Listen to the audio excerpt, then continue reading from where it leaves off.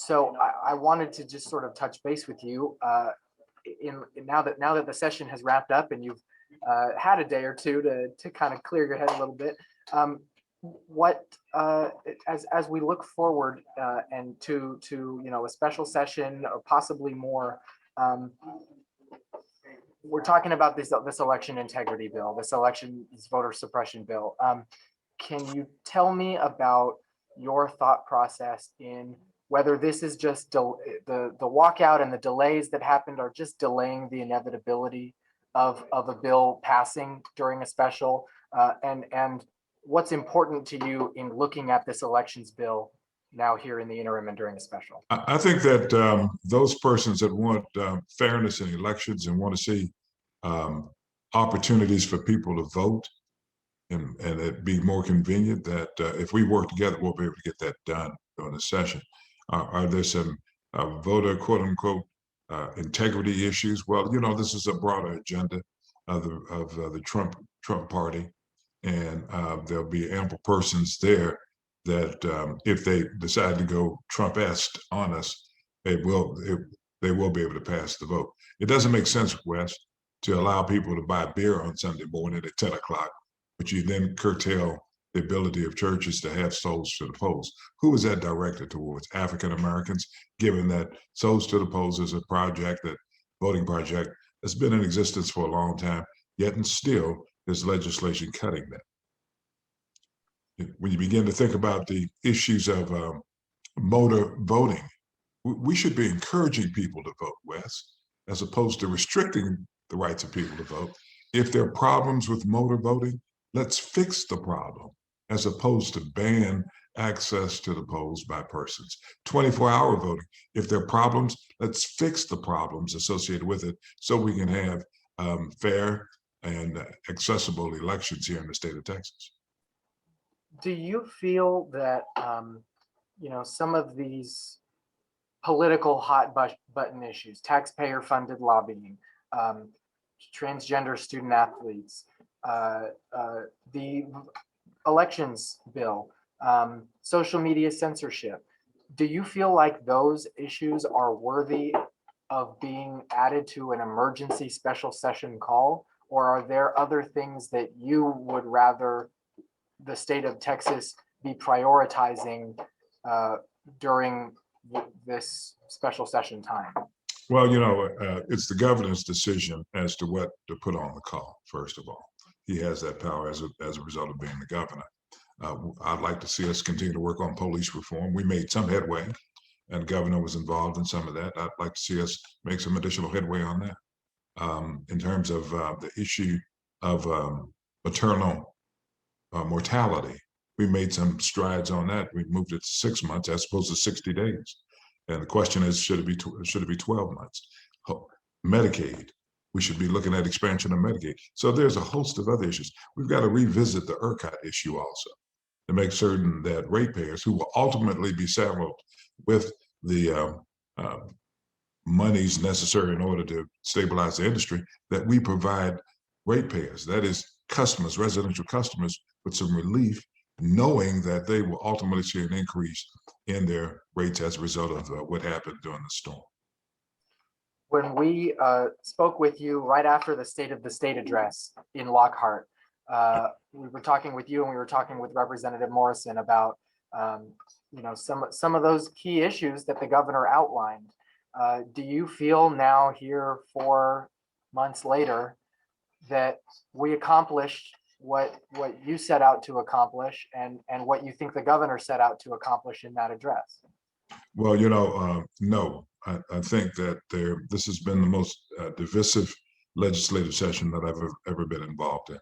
I mean, there's always this constant refrain, we don't want to be like Washington. Well, guess what, friends? We're like Washington now.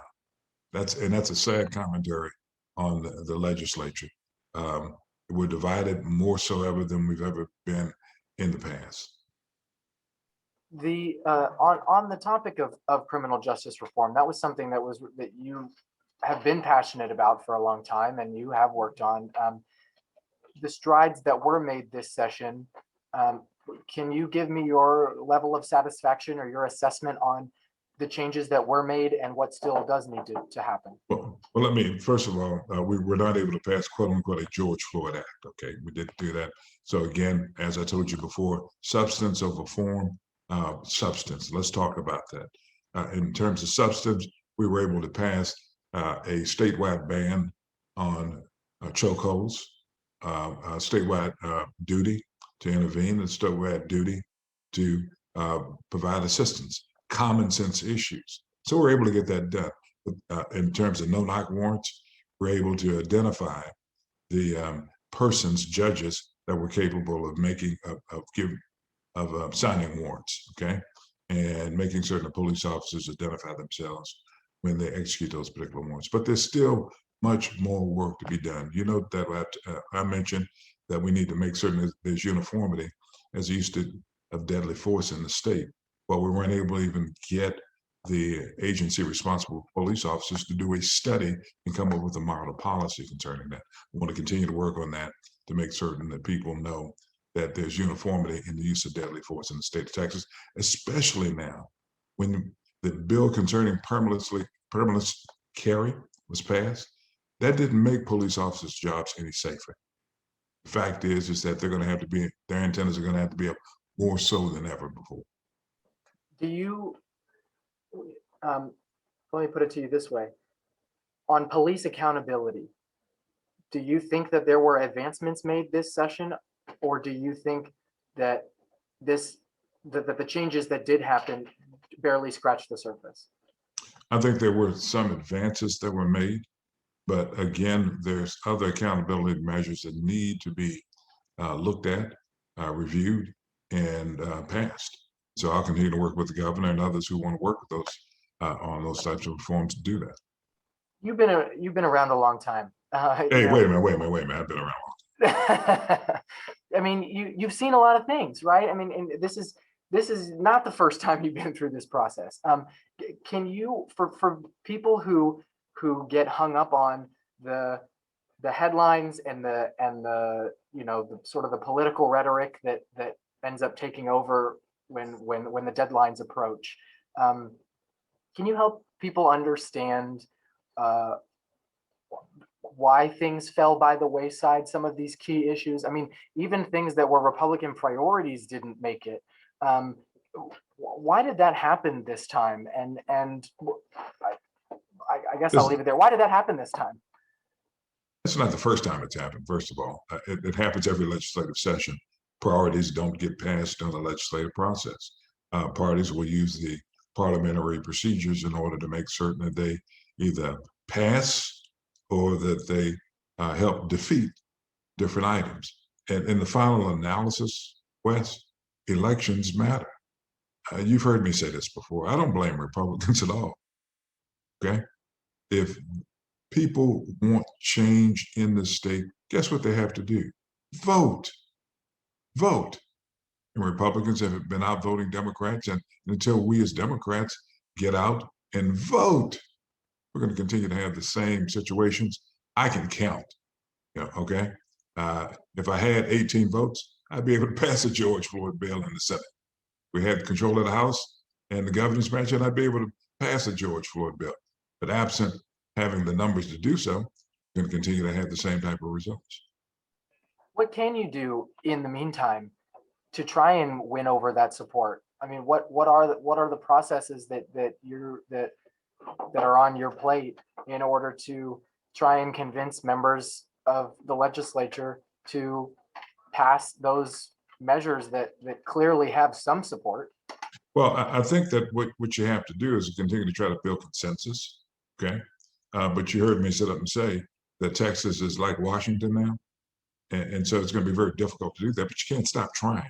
You got to continue to try to get it done.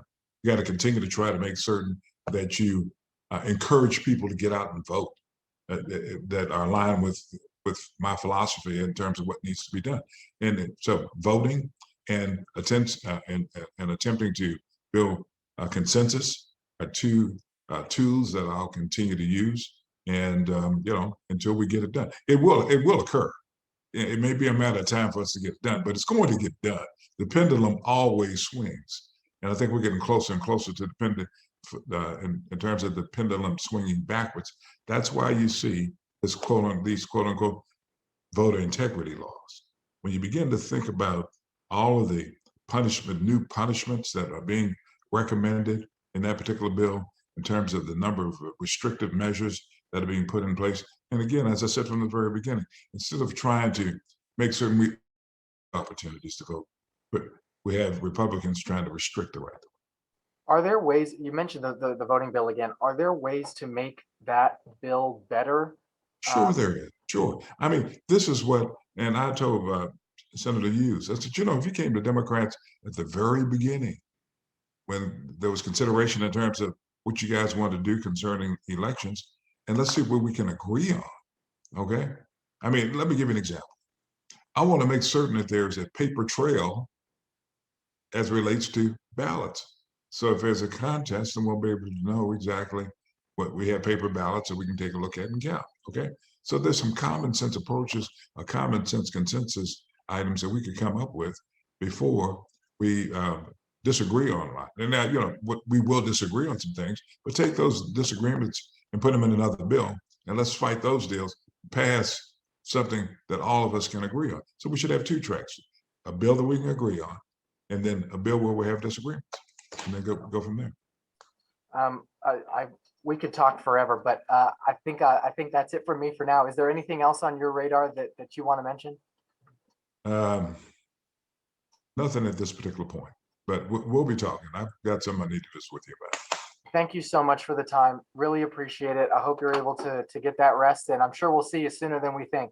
I'm headed to Galveston next week. All right, there you go. Get a little fishing going. There you go. Enjoy it. All right, take care. Take care.